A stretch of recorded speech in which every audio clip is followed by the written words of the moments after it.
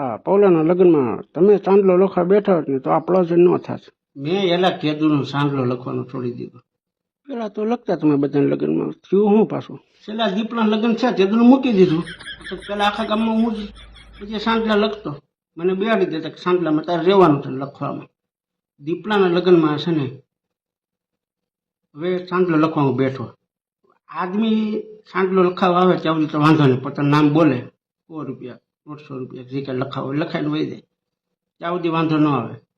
દીપલાના લગ્નમાં થયું એવું કે બાયું સાંજલો લખાવા આવી ગયું.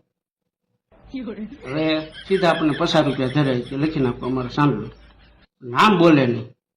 હવે બાયુને જોઈને આપણે તો કેમ ખબર પડે? મેકઅપ એટલો બધો કર્યો આપણે ઓળખી ન હોય બરાબર, તો પૂછવું તો પડે કે નામ લખાવો. સામું જોયા કરે આપણે એને સામું જોયા કરીએ, નામ બોલે નહીં.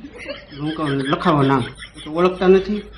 હવે આપણે ક્યાંથી ઓળખતા હોય? હાલ કદાચ ઓળખી જાય કે આ ફલાણાની વહુ છે, તો આપણે તો નવો ઓલા નામથી ઓળખતા હોય. આપણે સમજના થયા હોય ત્યાંથી ઢીંગલો ને કાળીઓ ને બુઠિયો ને ગઠિયો ને આવા નામથી આપણે ઓળખતા હોય. મૂળ નામ આપણે ખબર હોય ને એનું શું છે.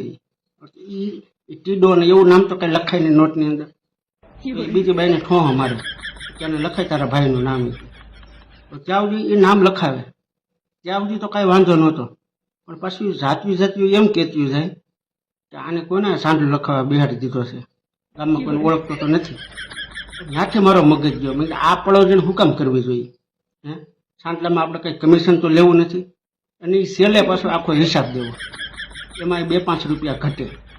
તો એ આપણી બાજુ એ આમ શંકાની નજરથી જોવે કે આને આમાંથી કંઈક માવાના કાઢ લીધા છે, કંઈક કહે નહીં. અને મનમાં તો એવું થાય ને. તેદુનું મેં જળ લઈ લીધું કે ભાઈ કોઈના લગ્નમાં આપણે સાંજલા લખવા બેહવું નહીં.